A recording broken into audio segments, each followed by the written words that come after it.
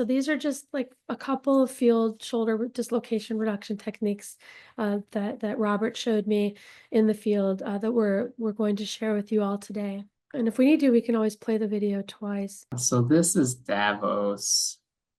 Yes. This, essentially performed by yourself. Yes. So if somebody's in the field by themselves, they could use this to possibly self-relocate.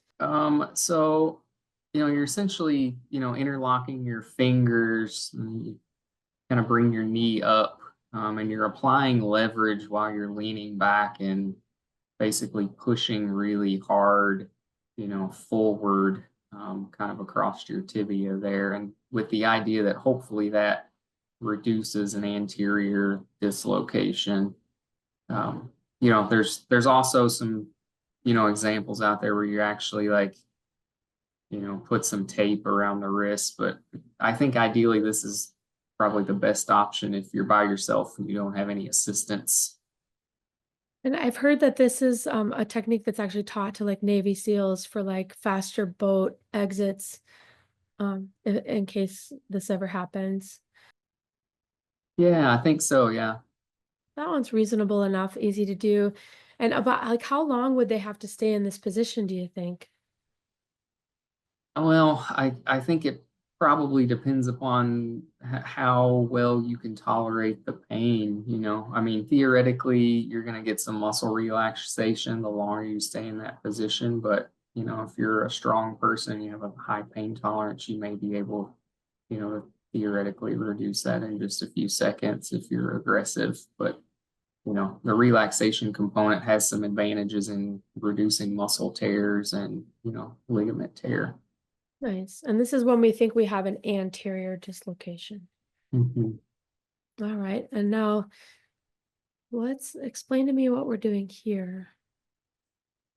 Oh, so this is, modified kind of situation. You basically being creative about positioning. Let's say that first maneuver didn't work. And you kind of want to set up something that has a little more leverage.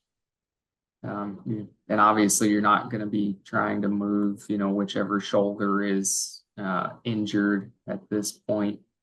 So, create some mechanical advantage is the goal here. And I saw how you tied that knot pretty effectively with one hand. I saw you doing that on purpose. Yeah, I think most kayakers probably, spend quite a bit of time, tying knots and practicing rope work. So I think it's a Yeah. reasonable thing to be able to do. And there's a lot of overlap too. A lot of kayakers are also rock climbers. So I'd say Sure, sure. most folks out there probably have, and these aren't complicated knots by any means. No, for sure. And so you tie that knot and you kind of make a way that you can. Yeah, so just basically making like almost a 3-to-1. Mhm. And then, using this point here essentially to connect to the life jacket and kind of run it back through. So you've got some Oh, that's leverage with great. so the side where the blue uh, bit of cordage is, it's going to be a little shorter so that as you're leaning back, it kind of pulls forward. And you could even theoretically put that loop around your wrist so that, you're not holding on to it. Yeah. And then this is so your right arm is the injured arm in this scenario, and you're using your good arm to like connect this to your life jacket. That's great. Yeah. I love it. That's a very clever maneuver, and that would work for an anterior shoulder dislocation also. Yeah, I think it would. You might have to do some positioning with like height, whether you need to be standing up a little more to do that and get your fixed point where that tree was, maybe a little lower or vice versa. You're gonna have to try some angling, but yeah, I think it would be effective. Hmm. And you were able to put it together with one hand. And so now this is some rock climbing gear I recognize. And so now what are we doing here? Yeah, so these are some nuts. I typically, if I'm going to be really far out, carry 2 or 3 of these in my kayak. They're pretty Mhm. handy to have. I don't think I've ever used one, in a setting to do reduce a shoulder, but I've definitely used this to, get a boat that's, pinned out. So it's kind of a handy thing to have tossed into your emergency kit. Absolutely. I wonder how many kayakers have these in their kayak. I bet they will now.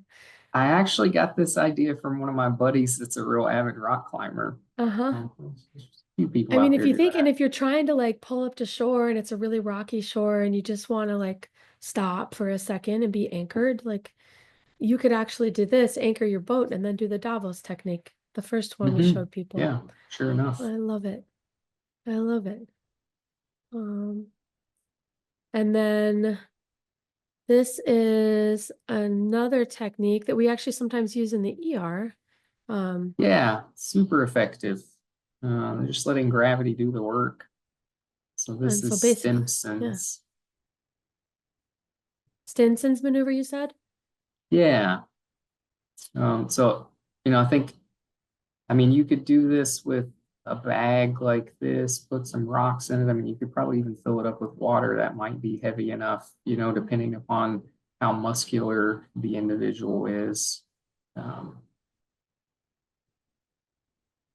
That's the but yeah, I same thing in mean, the ER. Sometimes we have to work a little harder, especially the more muscular people are. yeah, especially, in that setting, if somebody, has a reason that you can't sedate them. Obviously in the wilderness, that's not an option. So, Mm-mm. No, and that's great. So if they could just find some place with a drop off and they could hang the arm over and hold on to something heavy, that would be another way someone could relocate. That's very cool. Thank you so much.